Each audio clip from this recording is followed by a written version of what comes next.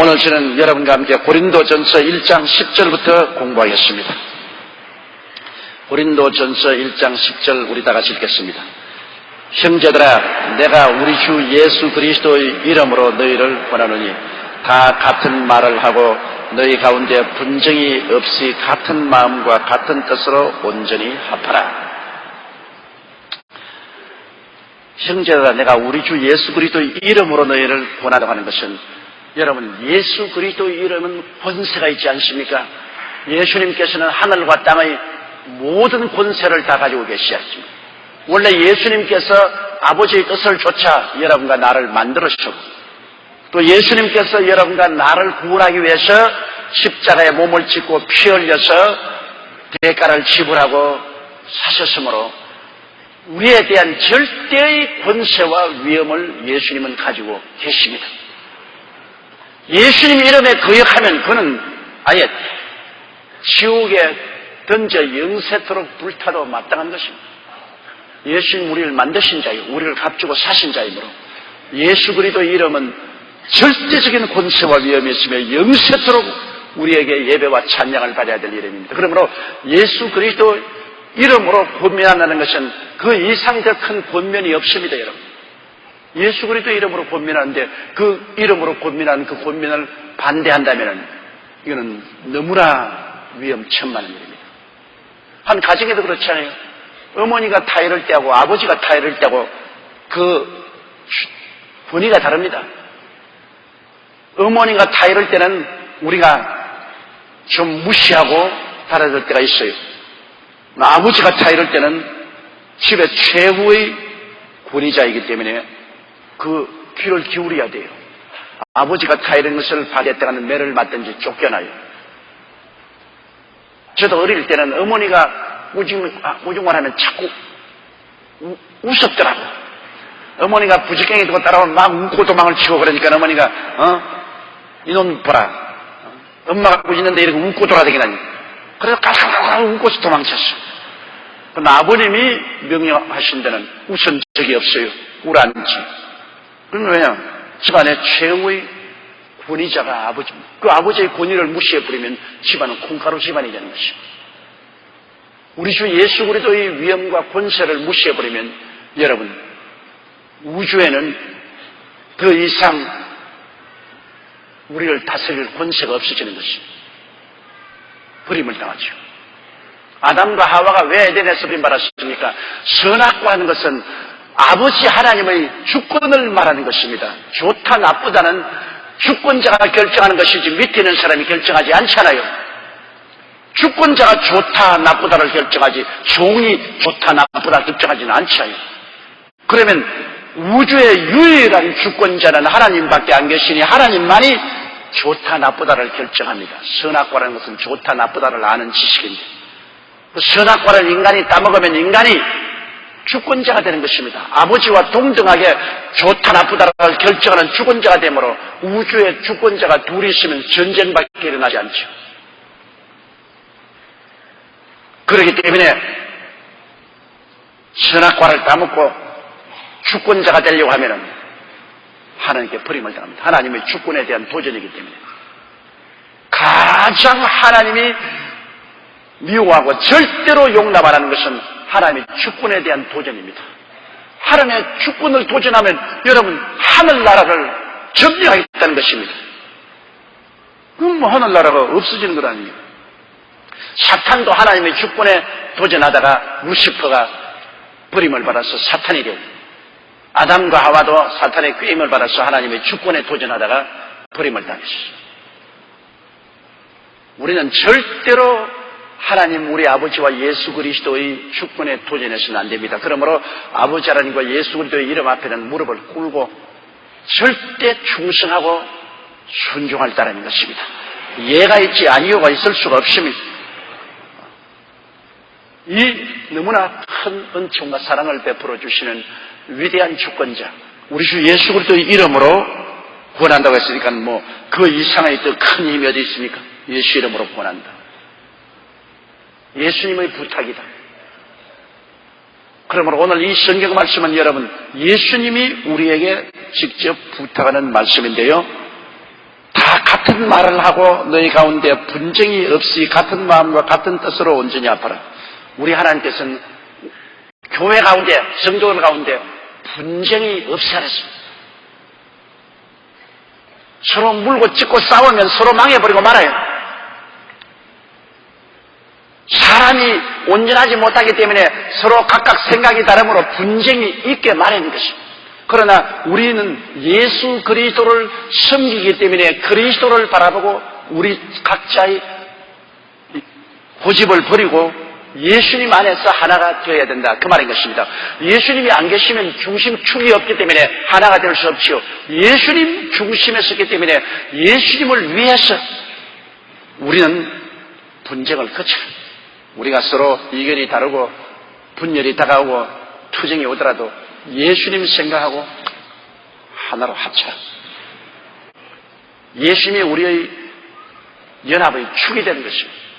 예수님 없다면 언제든지 분쟁할 수 있죠. 분열할 수 있죠. 그러나 예수님이 계시는데 어떻게 그래 할 수 있습니까? 예수님의 마음에 상처를 입힐 수가 있나요? 예수님 손에 다시 못을 박을 수 없지 않아요.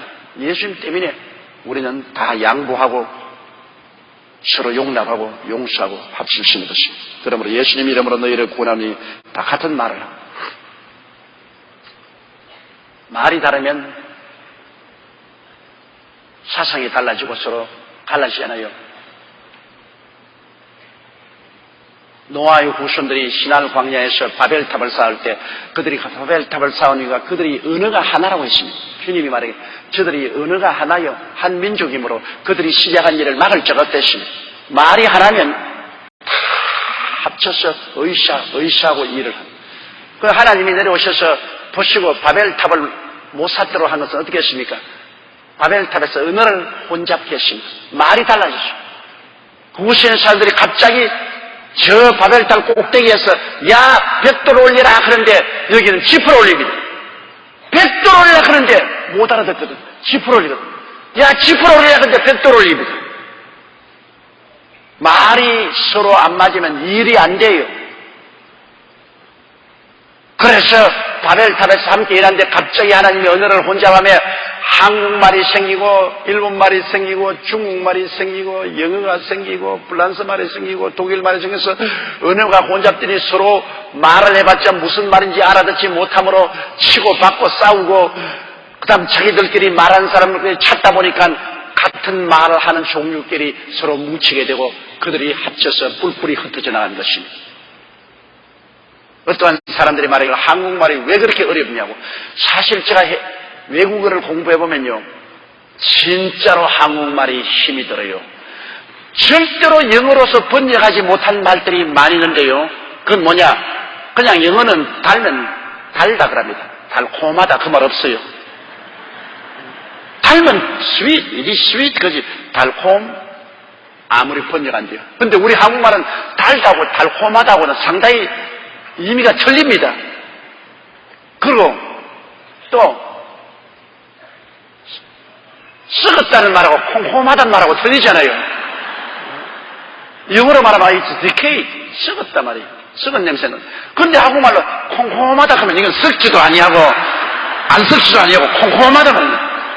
영어가 없어요. 아무리 번역해도 그런 말이 없어요.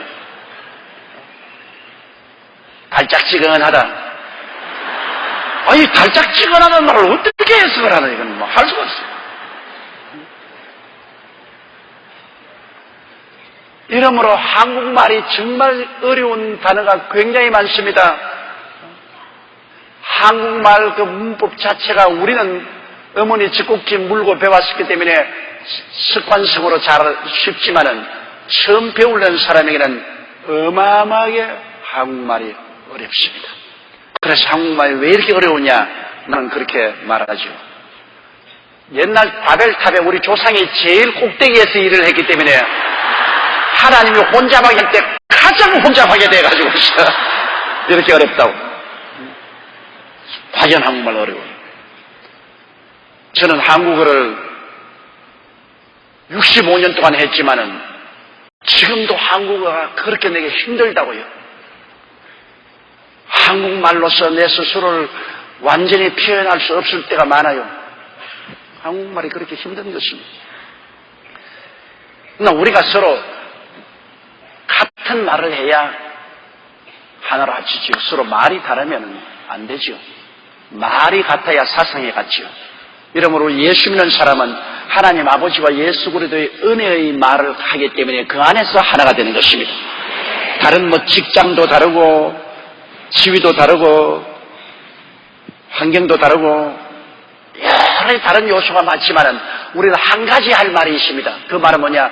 예수 그리스도의 은혜로 구원을 받았다. 은혜의 말은 다 같습니다. 이 은혜의 말 한마디로 가지고 우리는 하나가 되는 것입니다. 그 안에서는 다른 말을 하면 절대로 안 되죠. 예수 그리스도의 십자가의 보배로운 피로 값없이 용서와 의롭다함을 얻고 영생을 얻은 이 그리스도의 은혜의 말, 이 새 말입니다. 이 세상의 낡은 말이 아니고 새로운 말이죠. 새 노래, 새 말. 이 그리스도의 구원의 은혜의 말을 우리가 같은 말을 함으로 그 안에서 하나가 됩니다. 사실 우리와 영국 사람이나 프랑스 사람이나 독일 사람이나 미국 사람이나 아프리카 사람이나 생활 환경이 다르고 문화가 다르고 다르잖아요. 그래도 만나면 대반이 하나 되는 것이 있어요. 예수 안에서 하나가 돼요. 생판 모르는 사람인데도 모여가지고서 예수 그리스도 안에서 함께 하나님을 경배하고 찬미하고 그리스도의 보혈을 감사하고 생판 모르는 사람끼리 그만 끌어안고 한 형제가 되고 악수하고 서로 유무상통하고 그러게 되는 것은 놀라운 일입니다. 은혜의 말을 하기 때문인 것입니다. 같은 은혜의 말을 하기 때문에 그 안에서 우리는 다 하나가 될 수 있어요. 그리스도의 그 사랑과 은혜가 아니면 우리가 결코 문화적 배경으로 봐서 일치가 될 수 없고 하나가 될 수 없는데도 은혜로서는 하나가 돼요. 옛날에 상당히 오래된 일입니다만 우리 교회 청년 한 사람이 군대에 갔어요. 가서 저 휴전선에 가서 일을 하게 됐어요. 그런데 여름 철책을 쳐는데 너무 더워서 웃옷을 벗고 일을 하다가 저 휴전선 건너편 비무장지대 밑에 운물이 있는데 그래서 소대장 보고 운물에 내려가서 저기 등에 물 좀 끼얹고 와도 괜찮습니까? 그래서 가라. 그래 내려가서 등물을 끼얹는데 옆에서 손들어 크더랍니다. 보니까 북한 군인 두 사람이나 세 사람이 딱 총을 던지면서 일어나 그러더랍니다. 아니 별 둘이 이제 잡혀서 북한으로 끌려가게 됐어. 그래서 그만 그 자리에서 주여 하나님이여 나를 살려주시옵소서. 나는 하나님의 백성이요 주의 자녀가 아닙니까? 주님 날 살려주시옵소서. 그러니까 그 북한 군인 한 사람이 오라 하더니만 너 여기에서 예수 그리스도를 부르짖고 그렇게 하면 살아날 줄 아느냐? 우리 북한은 예수를 믿지 않는다. 너 완전히 죽고 싶으냐? 난 죽어도 예수 믿고 죽겠다. 난 예수를 구주로 모시고 하나님 섬기는 사람. 나는 군대는 국방의 임무를 가지고 왔지만 내 중심은 난 예수님을 사랑하고 예수를 믿는다. 그러니까 다시 가서 자기들 동료들하고 무슨 이야기를 하더니만 와가지고서 교회에 내놓고 야 이 자식아 나도 예수 믿는다.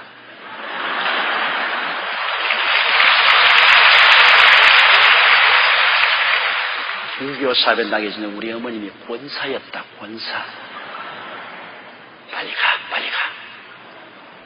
그래가 그거만 날 살리라고 도망을 쳐서 왔어요.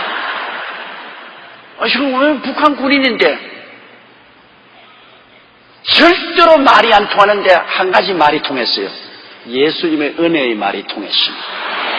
예수의 은혜의 말이 통해가지고 지금 반드시 북한으로 끌려갈 놈이 말이 통하니까 하나가 돼가지고서 그래가 그 노연함 받아서 돌아왔어요. 제대해서 내게 와서 그 이야기를 해주었어요. 이러므로 여기 예수 그리스도 이름으로 너희를 권하노니 다 같은 말을 하라. 은혜의 말을 하라. 교회 오면은 그리스도와 그 은혜의 말을 하지 세상 말 하지 마라. 세상적으로 말이지 부패한 말을 하게 되면은 서로 충돌이 옵니다. 은혜의 말을 하라. 같은 말을 하고 너희 가운데 분쟁이 없이 같은 마음과 같은 뜻으로 온전히 합하라. 말이 같아야 마음도 같고 또 뜻이 같아서 합칠 수 있다. 근데 마귀는 오면은 언제나 핥혀요. 싹싹싹싹 그러잖아요. 여러분, 닭은 채소밭에 갖다 놓으면 아무리 얌전하게 있어라도 채소밭을 다 깎아놔요. 싹싹싹싹. 이건 뭐 성격상 닭은 자꾸 해쳐요. 교회 와서 자꾸 싹싹 해치는 사람은 닭 귀신이 들어온 사람이에요. 닭 귀신. 어디 가도 그냥 싹싹싹싹싹. 채소밭에 그냥 채소가 잘 자란 건 모조리 다 파헤쳐버려요. 이 귀신이 오면은 자꾸 불려시켜요. 귀신은 자꾸 핥혀놓고 해쳐놓아요. 사람들에게도 좋은 말 하지 않고 전부 서로 시기하고 질투하고 미워하도록 말을 갖다 자꾸 물어오고 그래가 상처를 가져옵니다. 마귀는 언제나 상처투성이를 만듭니다. 마귀가 치료하지 않아요. 마귀는 상처를 가져와요. 그러나 하나님의 성령은 오셔서 치료하고 하나 되게 만들어요. 마귀는 여러분 비행기를 가지고서 무역센터를 내리 들여박아서 7,000명을 죽이지만은 하나님은 수많은 소방대원, 의사, 간호원, 자원봉사자를 보내가지고서 치료하지 않아요. 끌어내고 돌봐주고 치료하고. 그렇기 때문에 합치게 하는 것은 성령의 역사밖에 없습니다. 성령이 없으면 치료하고 합치는 것입니다. 성령은 하나 되게 합니다. 성령은 어찌하는지 예수 그리스도의 은혜 가운데서 하나 되게 만듭니다. 사람이 온전해서 아니라 부족함에도 불구하고 성령으로 말미암아 용서와 사랑으로 하나 되도록 자꾸 성령은 하나 되도록 하는 것입니다. 마귀는 와서 자꾸 핥힙니다. 자꾸 분열시킵니다. 그렇기 때문에 우리는 쉽게 마귀의 일과 성령의 일을 분별할 수 있습니다. 우리의 모임에 와서 자꾸 모임을 해치는 자는 마귀의 역사, 자꾸 치료해서 하나로 합치는 자는 성령의 하나시는 일인 것입니다. 하나님의 성령 안에서 우리는 하나 되어 나가요. 우리는 예수 믿고 난 다음에 여러 가지 이견이 불일치하고 사상이 맞지 않더라도 예수 그리스도의 은혜의 말을 통해서 성령의 역사로 언제나 한 마음이 되고 한 뜻이 되고 하나로 합치는 이런 역사가 일어나야 되는 것입니다. 교회가 성령 안에서 합치면 힘이 있고 능력이 있어서 하나님의 역사가 크게 나타나고 전도가 되지만은 교회가 서로 말이 다르고 분열하고 물고 찢고 싸우면 그 교회는 무너져버리고 마는 것입니다.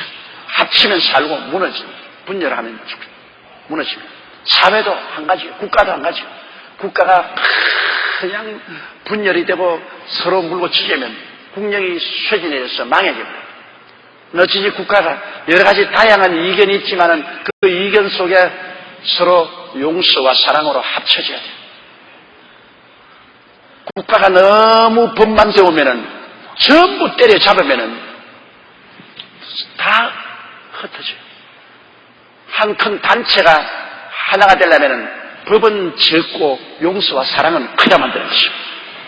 너무 법의 칼을 휘두르면 어디 안 찔릴 사람이 없어요. 안 찔릴 사람이 없어요. 칼을 휘두르고 다니는데 어디 안 찔려요. 무조리 다 찔리고 피하고 상처투성이가 되죠.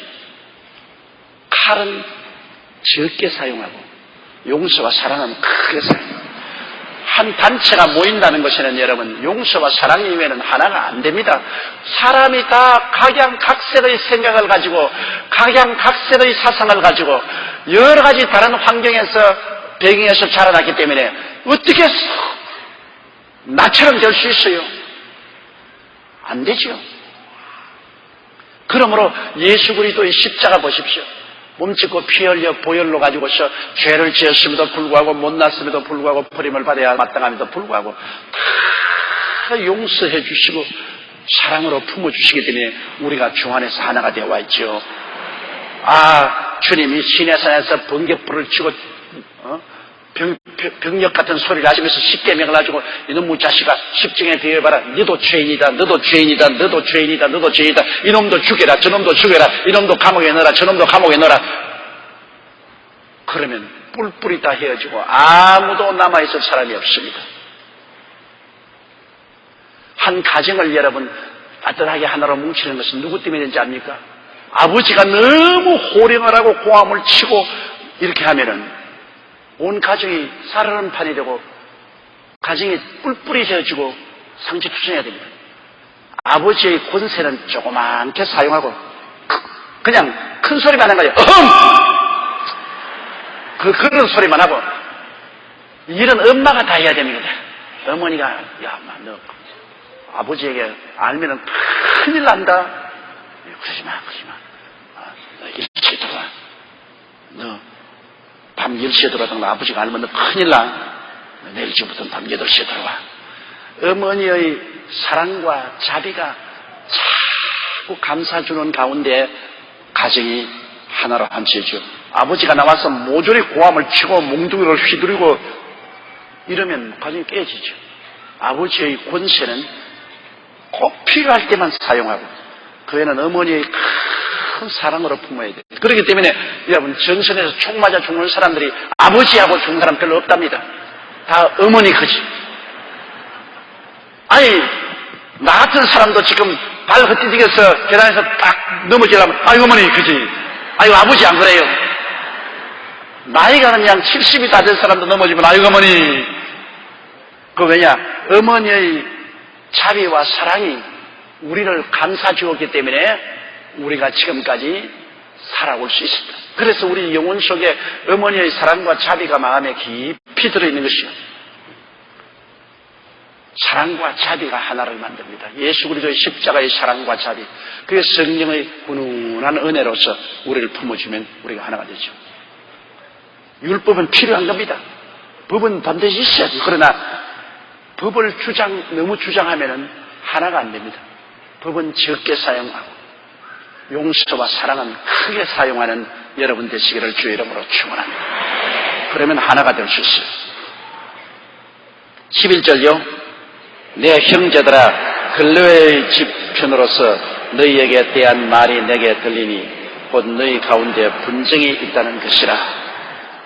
이 고린도 교회에 나가는 이 글로의 집안이 아마 바울 선생에게 찾아와서 소식을 전한 것 같습니다. 그러니 바울 선생이 이 고린도에 대한 소식을 들었었을 때 글로의 집편에서 소식이 많은데 이 굉장히 교회가 시끄럽고 분쟁이 많다 그런 이야기를 했어요. 글로에는 이 고린도에서 아가야 지방에서 처음 예수를 믿은 사람이라고 바울은 말하고 있습니다. 그렇기 때문에 굉장히 신앙이 오래되고 깊고 또 교회 성장에 많은 기여를 한 그러한 사람이겠습니다. 글로의 집에서 고린도 교회가 여러 가지 분쟁이 있고 시끄러우니까 걱정이 되어서 고린도 교회를 개척한 바울 선생에게 이 소식을 전했던 것입니다. 저도 그래요. 저는 내 제자들이 한국이나 온 세계에 나가서 목회를 하고 있기 때문에 자라나는 소식을 들으면 참 좋은데 교회가 분쟁이 있다는 소식을 들으면 마음에 굉장히 고통스럽고 언제나 그냥 마음에 분노가 일어날 때도 있어요. 왜 어떻게 잘못해가지고서 교회 분쟁이 생기느냐 말이에요. 교회 분쟁이 없으면 교회가 자라지만은 교회 분쟁이 생기면 교회가 흩어지고 많은 사람이 상처를 입고 교회를 떠나게 되고 그리스도의 몸에 상처를 입게 됩니다. 그런데 가는 곳마다 저에게는 소식이 늘 들려와요. 미국에 가면 미국 교회에 대한 여러 지교회에 대한 소식이 들어오고 고라파에 가면 고라파 교회 소식이 들어오고 일본에 가면 일본에 대한 교회 소식이 들어오고 좀 안 들었으면 좋겠는데 듣기 때문에 마음에 평안이 없을 때가 많아요. 늘 걱정이 많아요. 이 자식 많으면 부모의 마음속에 걱정이 떠날 날이 없지 않습니까? 그런데 저희 마음에도 각 지교회 지성전은 교회들 때문에 걱정이 떠날 날이 없어요. 늘 내 마음속에 내가 생각해요. 아이고 이제 나이도 먹고 해니 이제 걱정 없이 좀 살아야 되겠다. 까짓건 될 때가 돼야 나 걱정 없이 살아야 돼. 말은 그렇게 하면서도 실제 속은 그렇게 되느냐? 안 됩니다. 아버지 어머니가 그러면서 무자식이 상팔자라 그러더라. 자식 안 낳은 줄 알고 살자. 아유 자식 쓰기 때문에 고생 많다. 무자식 상팔자다. 우리 안 낳은 줄 알고. 나 낳으면 어떻게 안 낳은 줄 알고 사네요. 입은 그렇게 말하면서 속으로는 늘 자식들 때문에 신음을 하는 겁니다. 안 낳은 줄 알고 살려고 해도 안 돼요. 나 낳았는데 어떻게 안 낳은 줄 알고 살아요. 그러므로 인생을 사는 동안에 온전히 염려 근심 없이 사는 것은 힘듭니다. 다 인간은 공동생활을 하기 때문에 나 문제만 생각이 아니라 다른 사람의 문제가 나에게 걸려와서 함께 공동 운명이 되기 때문에 그런 것입니다. 그러므로 바울 선생도 마음에 편안할 날이 없었어요. 그가 수많은 교회를 개척했는데 그 교회들의 형편이 그에게 늘 다가올 때 함께 짐을 지고 마음의 고통을 하게 된 것입니다. 12절요. 이는 다름이 아니라 너희가 각각 이르되 나는 바울에게, 나는 아볼로에게, 나는 게바에게, 나는 그리스도에게 속한 자라 하는 것입니다. 야, 이 교회에 파가 갈렸습니다. 바울에게 은혜를 받은 사람은 나는 바울파다. 게바, 즉 베드로에게 은혜 받은 사람은 나는 베드로파다. 그리고 아볼로의 놀라운 웅변으로 말미암아 은혜를 받은 사람 나는 아볼로파다. 그런데 나는 바울파도 아니고 게바파도 아니고 나는 아볼로파다. 그럼 나는 뭐냐? 나는 그리스도파다. 나는 예수 그리스도의 파다. 이래서 교회에 파장이 생깁니다. 당을 지은 집. 교회에 당을 지으면 절대로 안 돼요. 교회는 여러분 오직 우리 주 예수 그리스도 한 분밖에 없습니다. 교회 당이 있으면 안 돼요. 교회는 우리 주님이 교회를 다스리기 위해서 만들어 놓은 당회와 그다음 재직회 그리고 또 여성교회, 무슨 남성교회, 안수집사회, 청년회, 대학생회 이런 교회의 정식적인 그리스도의 다스리는 행정력이 미치도록 하는 조직 이외에 당을 만들면 큰일 나요. 아, 우리는 경상도 파다, 우리는 전라도 파다, 우리는 정중도 파다, 우리는 저 강원도 파다, 우리는 경기도 파다, 우리는 이북 파다. 교회는 예수 그리스도의 몸 하나밖에 없는데 파가 어디 있어요? 여러분, 우리는 그리스도의 몸에 붙은 지체인데 우리 몸이 나는 오른쪽 팔 파다, 나는 왼쪽 팔 파다, 나는 머리 파다, 나는 목 파다. 그렇게 되면 그 몸은 무슨 몸이냐? 중풍병 걸린 몸인 것입니다. 이거 정상적인 건 아니에요. 아, 몸에 어떻게 파가 있습니까? 전부 하나씩. 왼편이 손 찔리면 온몸이 다 아파요. 오른쪽 발가락이 돌에 차이면 온몸이 다 아파서 그 발가락을 감싸고 낫게 하려고 해요. 머리에 탁 돌이 맞았다고 해서 여러분 손과 발이 네 머리 맞았지만 내나 맞았나 까짓건 네 혼자 아파라 까짓건 그렇게 봤어요. 머리가 돌에 맞으면 온 몸을 움츠리고 손을 다 아이고 아파라.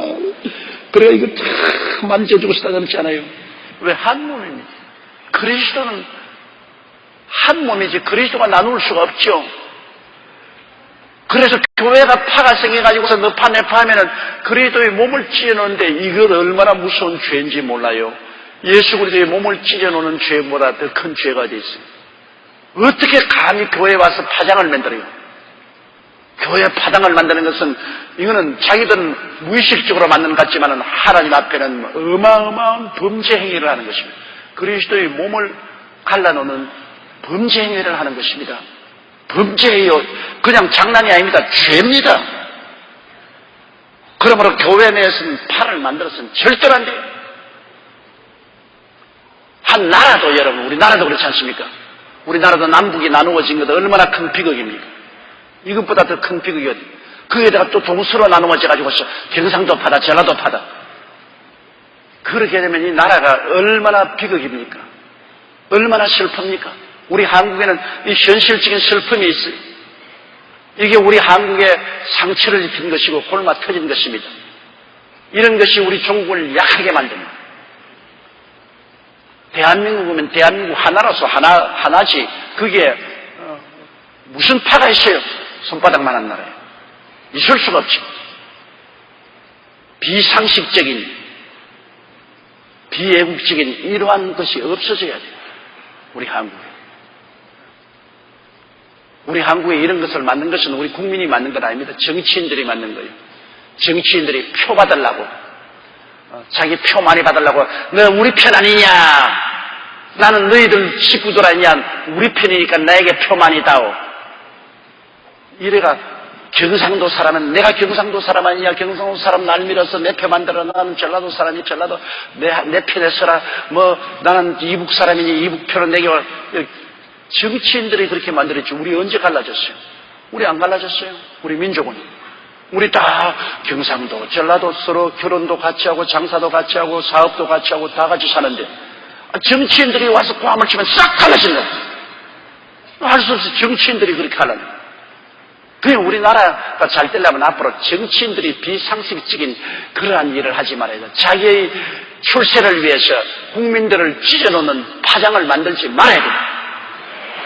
말아야 돼. 그리고 또 그런 파당을 만드는 사람들에게 표를 찍어줘서는 안 돼요. 우리 국민이 이제 앞으로는 파당 만드는 사람에게 표 찍어줘서는 안 돼요. 진실로 나라와 민족을 사랑하고 국민을 이끌어갈 사람을 이끌어야지. 자기의 일신의 영달을 위해서 국민들을 짜게 해놓고 동서남북으로 팔을 만들어 놓으면 어떻게 됩니까? 결국 상처는 국민들이 받잖아요. 교회가 더구나 팔을 만들면 이야말로 큰일입니다. 이러므로 고린도 교회 이 하나님의 성령께서 바울을 통해서 탄식하는 것 그겁니다. 어떻게 교회가 바울파, 아볼로파, 게바파, 그리스도파가 있습니까? 13절요. 그리스도께서 어찌 나뉘었느냐? 바울이 너희를 위하여 십자가에 못 박였으며 바울의 이름으로 너희가 세례를 받았느냐? 그리스도께서 어떻게 나누었습니까? 예수님은 한 분밖에 계시지 않는데 예수님이 어떻게 나누어져요? 그리고 우리 위해서 십자가에 못 박여 몸치고 피 흘려 죽었다가 부활하신 분은 한 분밖에 계시지 않잖아요. 예수님 이외에 우리 위해서 몸짓고 피 흘려 준 자가 누가 있어요? 바울이 십자가에 못 박였나요? 베드로가 십자가에 못 박여서 구원하였나요? 아물로가 십자가에 못 박여서 몸짓고 피 흘려 구원하였나요? 아니지요. 그 사람들은 다 주님이 사용하는 종이요, 시종이요, 무선이요, 일꾼에 불과하죠. 주인은 예수님밖에 없습니다. 예수님밖에 우리 주인이 없어요. 우리 여의도 순복음교회도 조용기가 누굽니까? 주님 앞에서 섬기는 무선이요, 일꾼이지. 조용기가 뭡니까? 아무것도 아니죠. 주인인 예수님이죠. 몸은 주인의 것이요. 그리스도의 몸된 교회. 주인의 것이죠. 우리 주님의 것이죠. 나는 주님을 섬기는 무섬이요 일꾼입니다. 무섬이와 일꾼이 어떻게 금방지게 주인 노릇 하려고 합니까? 어떻게 자기 팔을 만들어요? 무섬과 일꾼이. 그러다가는 주인에게 당장 파면당하고 마는 것이죠. 오직 우리는 살든지 죽든지 흥하든지 망하든지 성하든지 쇠하든지 주인 대신 예수님만 바라보고 나가야 돼요. 예수님만이 우리의 구원입니다. 여러분, 길이요 진리요 생명은 예수밖에 없지 않습니다. 천하 인간에게 구원을 줄 만한 이름은 예수밖에 없습니다. 그러므로 예수 그리스도 이외에 어떤 금방진 남녀가 나타나서 자기가 특별한 사람이라고 주장하거들랑 여러분 용납하지 마십시오. 그리고 예수 그리스도를 모시고 나타낸 것 이외에 자기들의 어떠한 특정 그룹의 이익과 권리를 위해서 단체를 만들고 파당을 만들고 사람들에게 지지를 받으려고 하고, 이것은 그리스도의 몸을 짜기는 중대한 죄를 짓기 때문에 하나님의 심판을 면할 수가 없습니다. 반드시 심판당합니다. 그리스도의 몸은 짜게 놓으면 안 됩니다. 몸을 짜게는 죄는 가장 큰 죄입니다. 성경에는 뭐라고 말했습니까? 하나님의 성전을 허는 자는 하나님이 저를 멸하시라고 하시죠. 하나님의 성전, 그리스도의 몸을 짜게면 하나님이 멸하십니다. 개인적인 윤리와 도덕적인 죄는 회개할 때 다 용서합니다. 하루에 7번씩 70번 죄를 지어도 용서해 주라고 그러십니다. 도덕적인 죄는 회개하면 용서해 줍니다. 그러나 그리스도의 몸에 상처를 입히는 것은 주님이 멸하십니다. 그건 왜냐하면 하나님 나라를 짓밟는 것이 완전히 사탄의 일이기 때문에 그리스도의 몸된 교회를 회파하면 하나님이 저를 멸한다. 얼마까지 멸하냐? 3, 4대까지 멸합니다. 그리스도의 몸된 교회에 추돌하면 3, 4대까지 멸합니다. 하나님의 나라를 위해서 일을 잘하면 1000대까지 복을 받습니다. 그러므로 이것을 우리가 잘 알아야 돼요. 절대로 교회에 파장을 만들어서는 안 되는 것입니다. 그리스도께서 어찌 나뉘었느냐? 바울이 너희를 위하여 십자가에 못 박였으며 바울의 이름으로 너희가 세례를 받았느냐? 우리 세례는 예수 그리스도의 이름으로 받았어요. 성부와 성자와 성령의 이름으로 세례받았죠. 초대교회 때는 성부와 성자와 성령의 이름으로 세례를 베풀었고 또 특별히 그 사람들은 예수 그리스도를 하나님으로 인정 안 하기 때문에 세례 베풀 때 예수 이름을 더 강조한 것은 예수님이 하나님의 아들이요 하나님이라는 것을 나타내기 위해서 예수 이름으로 세례를 받았다고 특히 강조해서 기록하고 있습니다. 보면 우리가 예수 이름으로 세례받았다는 그것은 예수님이 바로 하나님 아들이요 진실한 하나님이라는 것을 강조하기 위해서 그렇게 한 것이죠. 세례받을 때는 아버지와 예수 그리스도의 이름과 성령의 이름으로 세례받은 것입니다. 삼위일체 하나님 이름으로 세례받은 것입니다. 그 중에 예수님을 강조한 이유는 예수께서 그 당시의 사람들은 사람으로 생각하고 하나님으로 인정하지 않았기 때문에 예수 그리스도가 하나님 아들됨을 더 강조해서 예수 이름으로 세례받았다고 성경은 강하게 기록하고 있는 것입니다. 그런데 바울이 말하는 것은 바울파가 있다 그러는데 내가 너희 위해서 언제 십자가에 못 박였냐? 내가 내 이름으로 너에게 세례 베풀었냐? 세례 베푼다는 것은 하나가 되는 것을 말하는 것입니다. 세례 베푼다는 것은 내 옛사람은 죽고 세례 베푼 그 새 이름 속에 하나가 있습니다. 예수 그리스도로 세례받은 사람은 예수 그리스도로 옷을 입게 되는 것입니다. 여러분이 세례받으면 옛사람은 죽고 부활할 때는 예수 그리스도 안에서 부활하는 것입니다. 예수 사람으로 부활하는 것입니다. 세례가 굉장히 중요한 것은 여러분 우리가 예수 믿을 때 옛사람은 죽고 새사람으로 살아나는 것을 실제로 실천하는 것이 물 세례받는 것입니다. 내가 물 무덤 속에 죽고 일어날 땐 예수 그리스도로 일어나서 그리스도로 옷 입게 되고 그리스도와 하나가 되어 이것을 하나님과 세상과 마귀 앞에서 자기 앞에서 확실히 시인하는 것을 말하는 것입니다. 이건 굉장히 중요한 것입니다. 반드시 우리가 세례를 받고 하나님과 세상과 마귀와 자기 앞에서 예수 사람이 되었다는 것을 시인해야 되는 것입니다. 그런데 바울 선생은 나 너를 위해 십자가에 못 박이기도 아니하고 너가 내 이름으로 세례도 안 받았는데 왜 바울파를 만드느냐 말이야. 왜 바울 종교를 만드느냐 말이야. 그런 거 있을 수가 없다. 14절요. 그리스보와 가이오 외에는 너희 중 아무에게도 내가 세례를 주지 아니한 것을 감사한다. 바울 선생은 세례 안 준 것을 오히려 감사했어요. 왜? 하나님께서는 세례를 베풀려 했는데 바울이 너무나 유명한 사도이기 때문에 바울이 세례를 많이 베풀었으면 많은 사람들이 나는 바울에게 세례받았으니 바울파라고 파장을 만들 수 있습니다. 그러나 바울 선생은 복음을 전가하고 세례는 제자들이 세례를 베풀었지 바울 선생이 세례를 많이 안 베풀었습니다. 바울의 기억으로는 고린도에 가서 이 그리스보라는 이 회당장, 그곳에 있는 유대인의 회당장 가족입니다. 가이오는 바울이 머물었던 식주입니다. 그런데 그리스보와 가이오 외에는 너희 중에 아무에게도 내가 세례를 주지 아니한 것을 하나님께 감사한다. 세례를 준 것을 감사했는데 바울 선생은 세례를 안 준 것을 감사하는 것은 하도 사람들이 파장을 만들기를 좋아하니까 보통 사람에게 세례 받았으면 별로 파장 안 만들어요. 그런데 바울같이 유명한 분에게 세례 받았으면 바울 동지회, 바울의 가치를 또 바울 동지회 이런 거로 또 만들면 하나님의 교회 상처를 입히기 때문에 바울은 자기가 세례 베풀어서 자기 이름으로 동지회를 만드는 것조차도 못하게 그렇게 된 것을 감사하게 생각한 것입니다. 15절요. 이는 아무도 나의 이름으로 세례를 받았다 말하지 못하게 하려면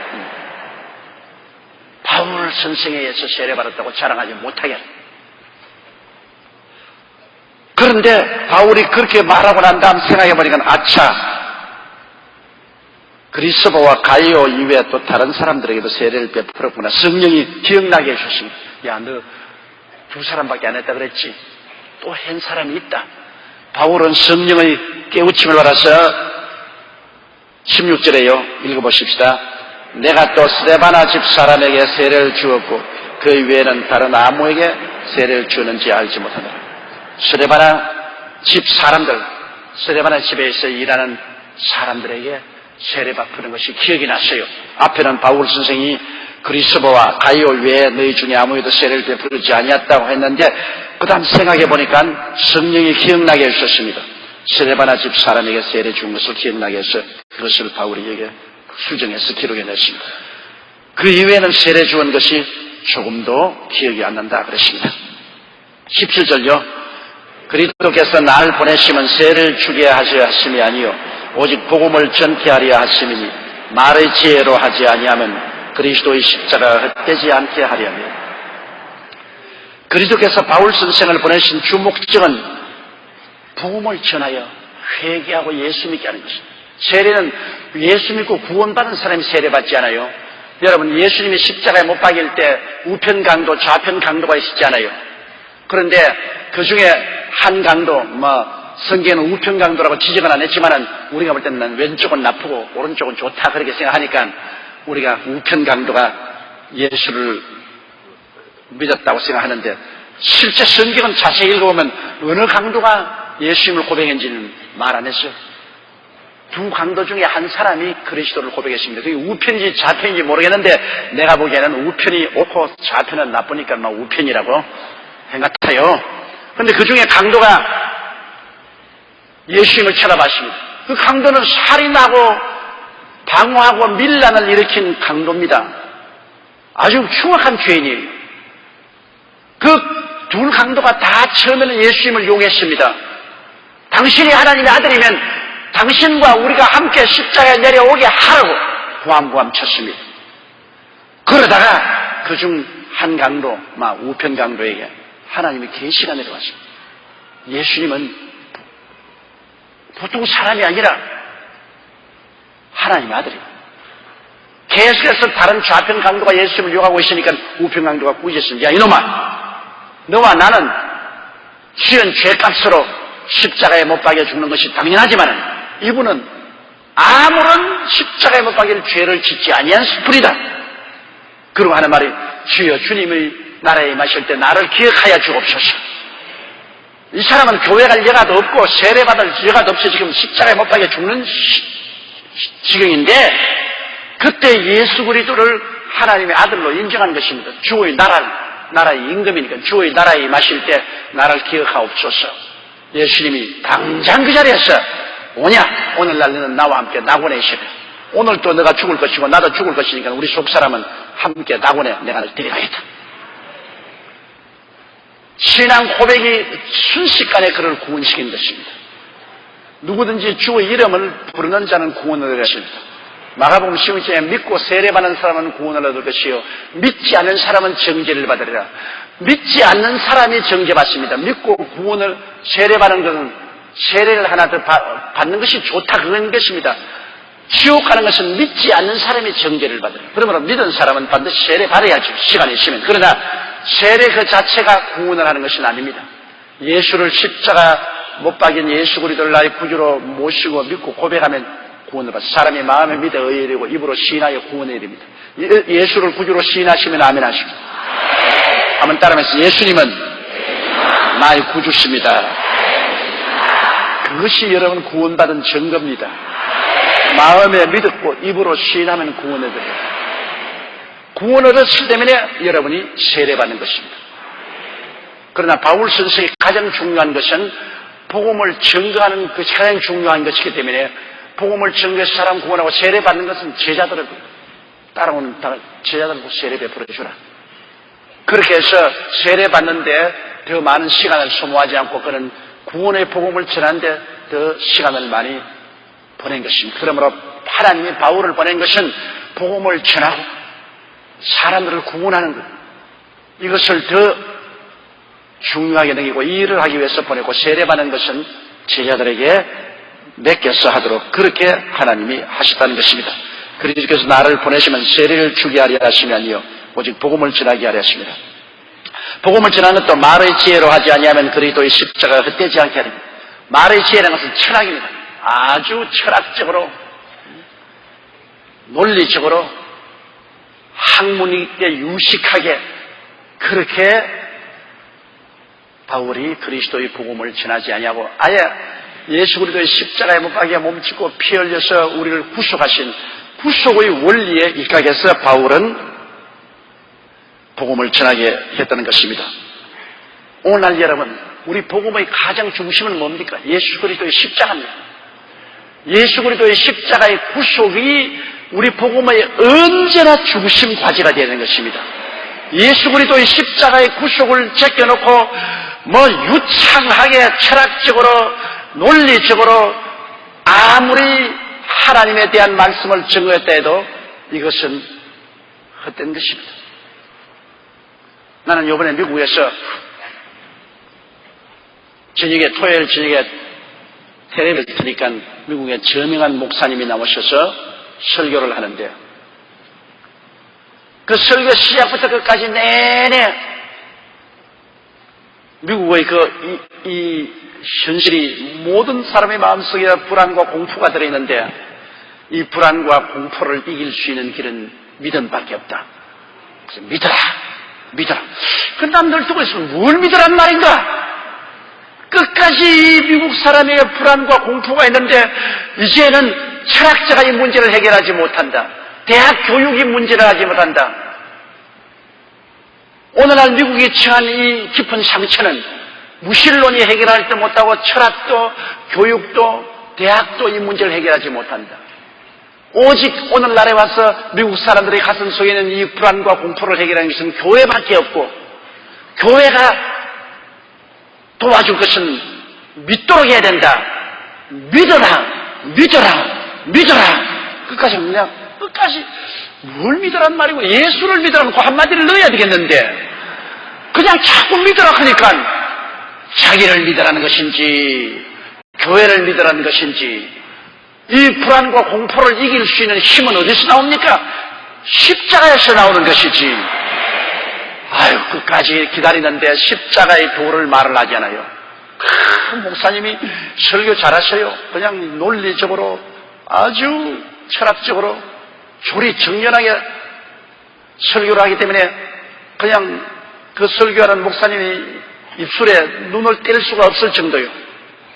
그런데도 불구하고 믿으라는 말만 하고 끝까지 그 믿음의 대상을 말하지 않습니다. 예수님의 십자가에 몸을 찢고 피 흘려서 우리를 위해서 죄를 용서한 것을 믿어라. 마귀와 세상을 다 주님이 이기고 우리에게 성령과 천국을 주신 것을 믿어라. 예수님이 우리의 슬픔을 짊어지시고 우리 병을 감당한 것을 믿어라. 예수님이 우리의 저주를 짊어지시고 우리 가난을 다 철폐한 것을 믿어라. 예수님이 사망과 음부를 다 이기고 영생과 부활과 천국을 주신 것을 믿어라. 이렇게 예수 그리스도의 십자가의 대속을 분명히 말을 해줘야 되겠는데, 믿기는 믿으라는데 뭘 믿는지 몰라요. 그냥 저거 믿어.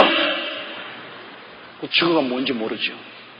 여러분, 우리의 복음은 그리스도의 십자가의 대속에 기반해야 되는 것입니다.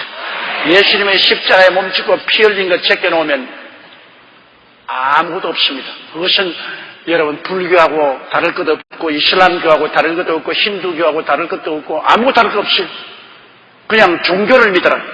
종교가 나쁘진 않죠.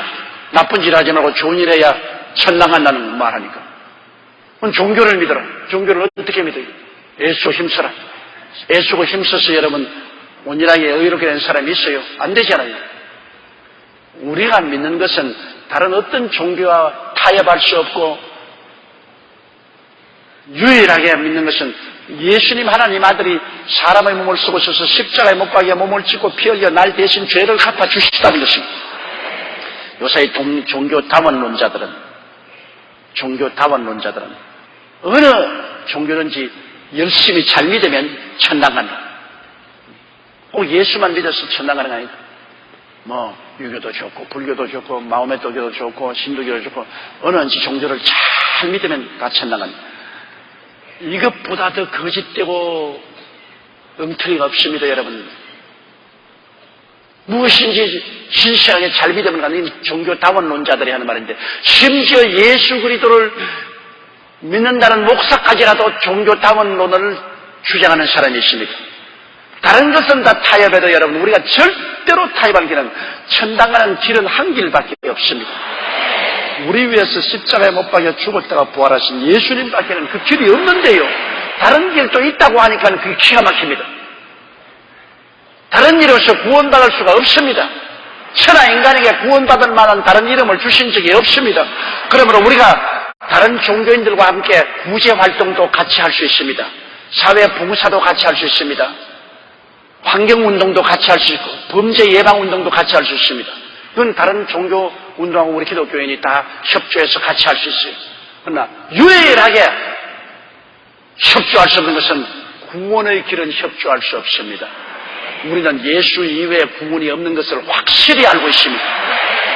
우리 위해서 하나님의 아들이 사람의 몸을 쓰고 오셔서 우리 대신하여 십자가에 못 박여 몸을 찢고 피 흘려서 내가 다 이루었다 하시고 우리의 일생의 죄를 갚으신 그분은 예수님밖에 없어요.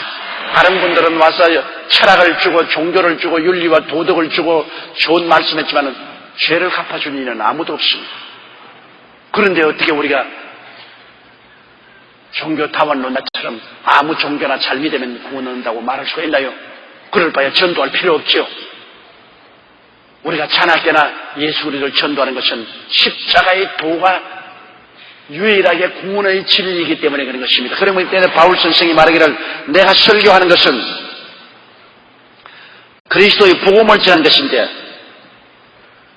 말의 지혜로 하지 않은, 말장난하지 않은, 말로서 그냥 철학적으로 논리적으로 역사적으로 말장난하고 말지혜로서 사람의 마음을 설득시키는 것이 아니라 나는 그리스도의 십자가가 헛되지 않게 그리스도가 그 십자가에 못 박힌 것 이외에는 전도하지 않는다고 그러십니다. 그러므로 밤낮 우리를 외쳐도 결국 해답은 예수 그리스도와 그 십자가에 못 박힌 것이 해답입니다. 그 진리를 떠나서는 해답이 없어요. 오늘 미국이 여러분 그렇게 부강한 나라, 경제적으로 군사적으로 부강한 나라지만은 이번 테러를 당하고 나니까 해답이 없어요. 온 국민 전체가 다 공포에 떨고 있어요. 그 불안과 공포에 그들을 건져낼 해답이 없어요. 더 많은 돈이 그 해결을 못해요. 지금 돈 가지고 테러를 해결할 수 없어요.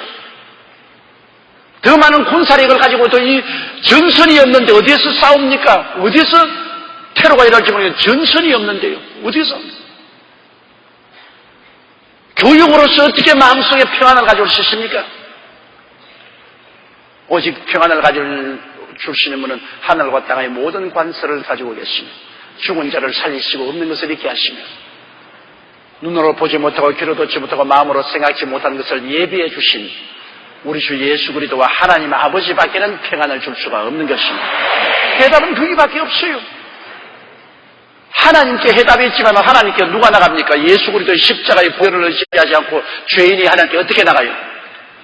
죄인은 하나님 앞에 설 수 없지 않아요. 아버지가 모든 권세를 가지고 우리 모든 문제를 해결할 수 있지만 아버지께 나갈 길이 없는데요. 예수님밖에는 길이 없어요. 십자가의 도 이외에는 아버지께 나갈 길이 없는데요. 그러므로 유일하게 인생 문제의 해답은 보좌에 앉으신 아버지와 그 우편에 계신 예수 그리스도 이외에는 갈 길이 없기 때문에 복음은 아버지 하나님을 알고 예수 그리스도의 십자가를 아는 것이 복음인 것입니다. 그 외에 다른 것은 복음이 아니에요. 아무리 지식과 학문과 신학이 있어도 그건 복음이 아니에요. 복음은 아버지 하나님과 예수밖에 없어요. 바울 선생께서 주장한 것이 바로 그것인 것입니다. 그리스도께서 나를 보내시면 세례를 주게 하려 하심이 아니요 오직 복음을 전하게 하려 하십니다. 말의 지혜로 하지 아니하면 그리스도의 십자가가 헛되지 않게 하리라.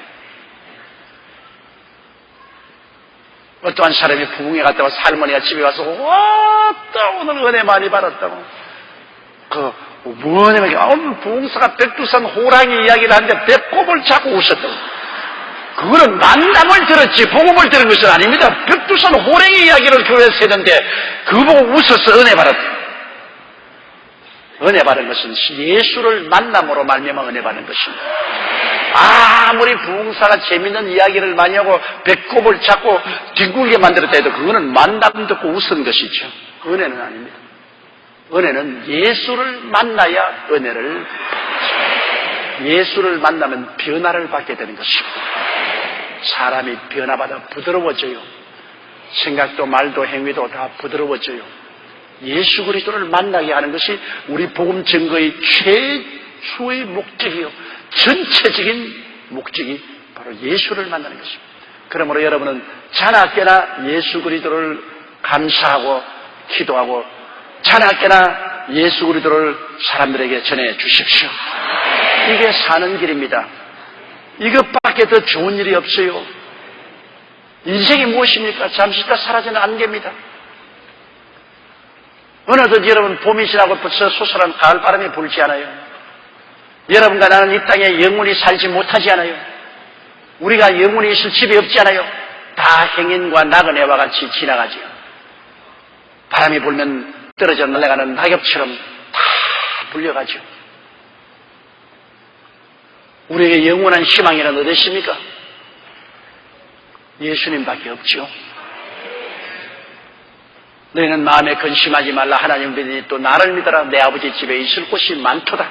그렇지 않으면 내게 일러서라. 내가 너희를 위하여 처소를 예비하러 가노니 가서 처소를 예비하면 다시 와서 나 있는 곳에 너희도 함께 있게 하리라. 이게 우리 궁극적인 소망이죠. 이 땅에 사는 것은 잠시 있다 사라지는 안개입니다. 모든 인생은 풀과 같고 영원한 풀의 꽃과 같아. 풀은 시들고 꽃은 떨어지나 야훼의 말씀은 세세토록 있도다. 지나가는 길에 우리는 서로 만나서 서로 오손도손 이야기하고 미워하기도 하고 좋아하기도 하고 웃기도 하고 울기도 하다가 그냥 사라집니다. 인생은 밤의 한 경점 같아요. 캄캄한 밤중에 자다가 깨어나가도록 오손도손 이야기하다가 그만 이야기가 싹 사라지고 어둠이 덮어버려요. 그게 인생입니다. 영원한 이 우주 속에서 잠시 깨어나서 오손도손 이야기하다가 그 다음 그 소리가 꺼져버렸어요. 사라졌습니다.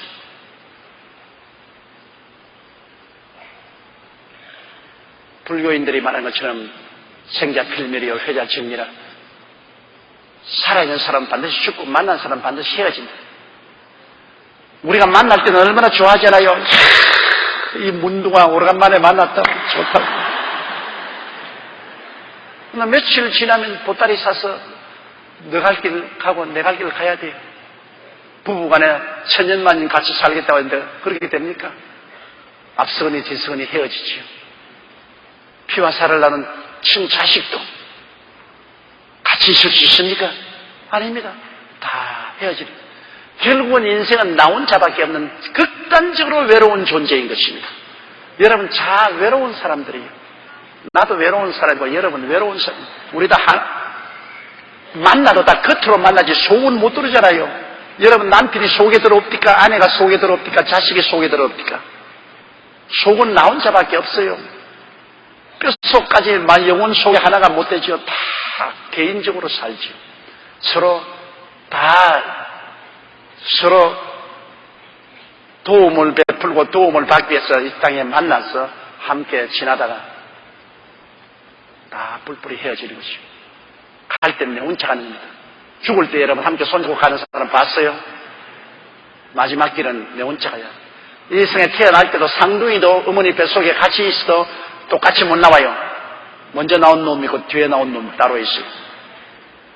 나올 때도 혼자 나오고 갈 때도 혼자 가요. 결국 이 땅에 있을 때는 외로운 우리들이 서로 상부상조하고 잠시 지나다 그냥 떠나가는 거예요.